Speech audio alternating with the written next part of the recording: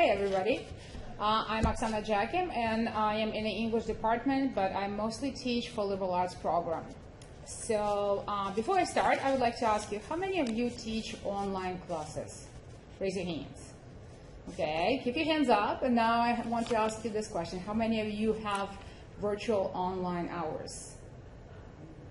Okay, keep your hands up, and how many of you have them in the evening? Awesome. Thank you. The two. I am the third one. All right. So what I wanted to talk to you today about was virtual online hours. And this is my first semester teaching fully online liberal arts 401, which has 19 students. And in the past, I've taught for ITT Tech, and I've also done blended on many occasions with liberal arts students here since 2009. Anyhow, when I started teaching this class, I approached Tracy Russo and I said, I would like to do something like virtual online hours. And she said, yeah, we have a really good platform. I said, well, I'm thinking about Skype. And she said, well, you know, Skype is really a good idea, but really we don't have privacy and everything belongs to Skype after you post there. And I was like, oh, interesting. Anyway, so I said, okay, so virtual online hours is basically office hours going online. And she said, well, you know what, we have an excellent platform within the system, My Courses, that if you open it up, it's a Blackboard Collaborate, and it's going to look like this. So you can see here, you have an option of writing, doodling everything on the page. You have an option of chatting, the bottom box. You have an option of audio and video talk. And I was like, oh, this is so exciting. And I was like, I remember our old My Courses, and I was like, can I do something else in the meantime while this is going on? And this is a standalone platform, takes about 10-15 minutes to download, but it does work. So, of course, you know, guided by the ID team, instructional development, it was suggested that I have office hours in My Courses set up at a given time, which I did. I scheduled it from 8 to 9 p.m. on Wednesday night. Sorry, from 10 to 9 p.m. on Wednesday night. And I understand Wednesday night may not be palatable for everybody, but my experience teaching for ITT Tech and seeing what University of Phoenix, Arizona asks from the instructors, devoting 4 hours of online office hours at night, because that covers Eastern time / Pacific time, I was like, I've got to try this. And what I did try, I wanted to share with you today. So my first, gut feeling was that, okay, I have those students that are going to be probably not all from UMass Dartmouth, all living in the area, so I'm going to have someone who's going to be from somewhere else. Indeed, I have a student who lives in Korea. I have a few students living in California, and I have a student who lives in North Carolina. So in person, guess what? Does not work. Yes, some will say, well, email is also communication. Why would you substitute for virtual online hours? And I said, well, okay, I can try to think about that because it will give some kind of connection and opportunity for the student to meet the professor. I also thought about this as, doing a little bit of research, that student-instructor interaction is really important. And I was like, okay, is it going to be a time when students are going to be interacting with each other? So that was kind of like my premise. I also am thinking in terms of collaboration. I do not have any group project, but we're working on research project, and sometimes just kind of like exchanging ideas and some things that come out would probably be a possibility. And of course, we always are concerned, is that going to boost the grades? And some research shows that sometimes grades may not necessarily be improving. However, student satisfaction with online courses is really the key.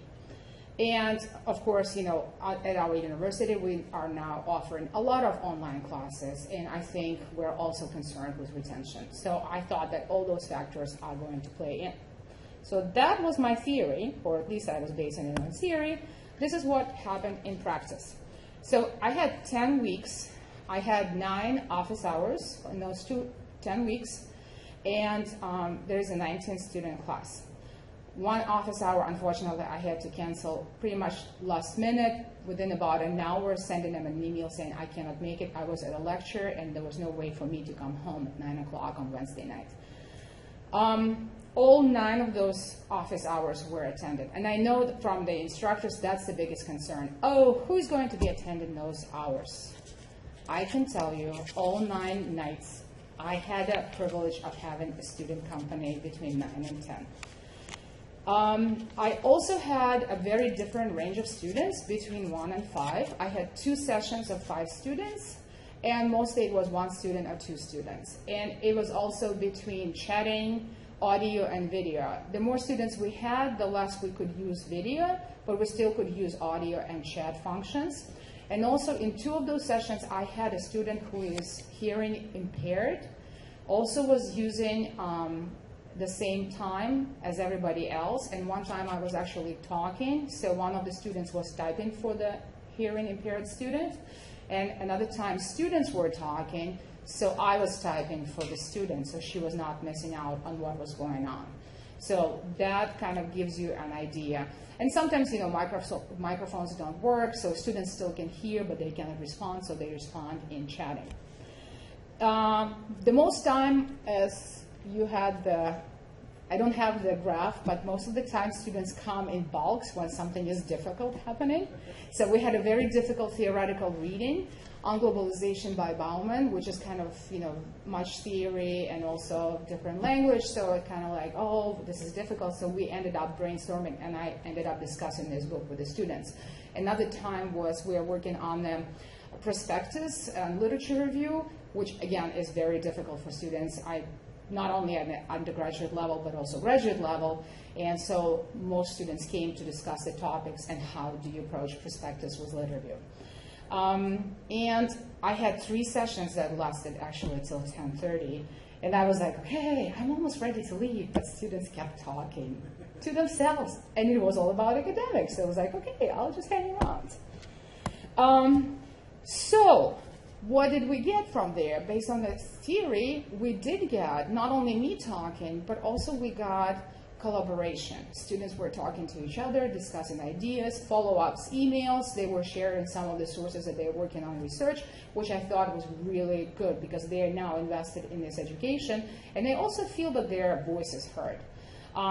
We did have some questions and clarifications, but that was around that difficult text, and that spurred further discussion that they brought actually on a discussion forum and continued talking about that. And also it triggered some share of other sources outside from the reading materials. What I thought was also very interesting is, and this was our last session actually this Wednesday night, that instead of me talking about their topics, I offered students, why won't you respond to each other? And I was just kind of like typing and, you know, at the end would, you know, insert my 2 cents. And it was very interesting how they were actually able to help each other, which actually that happens in a live classroom, but this is online fully, so there's no way to do it. And there's no way to actually make students to come at the same time in a particular day. What I found was, and that's also coming from their responses, pretty much everybody, I did a survey and they said it makes so much humane, this online interaction, when you don't see each other, but when you can hear the professor, you can hear other students, you see a living being up behind the screen, see, quote unquote. And I think that's really very important. And of course, confidence building. And one of the things that in our conversation, which I'm sure Dean Riley is going to hear, was that one of the students, wouldn't it be awesome to honor and recognize the students who are finishing online education but cannot make it to graduation? And I said, why don't you contact Dean Riley and talk to her about that? So Dean Riley is going to get the email about that because some of them cannot make it. A person in Korea cannot make it physically on campus, and most of the students in this class are seniors. So from the student's perspective, what was there was, okay, what is this? Is this a class? And I said, no, this is just come, chat, talk, 10 minutes, 5 minutes, go along. From the survey results, I want to share with you this little comment that a student wrote. It's great to have a meeting with the professor and students to talk about issues and brainstorm ideas. I had many new ideas after the meeting. And I have more, which I will share with ID team. And of course, we can use different platforms, but I think Blackboard Collaborate already built in the system is perfect opportunity. And students come for different reasons, but mostly meet with the professor, talk to other students, and talk about the class. That's what it is. And overall, it's a great positive experience for everybody, including me. I'm learning as I go along. The biggest one, professor, night. I'll do it really fast. I know it's hard, but my survey results showed that students want 5 to 7, 7 to 10. They do not want anything in the morning, anything in the daytime. Consistency, I plan ahead. I have actually scheduled meetings throughout the semester. All they need to do is go into the system of my courses, click on the link, and sometimes I send the reminder saying, hey, don't forget, we have Wednesday night online virtual hours, and they come. And sometimes it takes, where the system is set up, you can actually send a link from the outside, and they have a very easy access.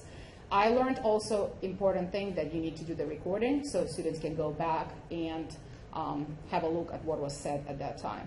And the rest, trust technology, the ID team, we have great people who are helping, and trust yourself. That's the best way of learning and teaching. Thank you.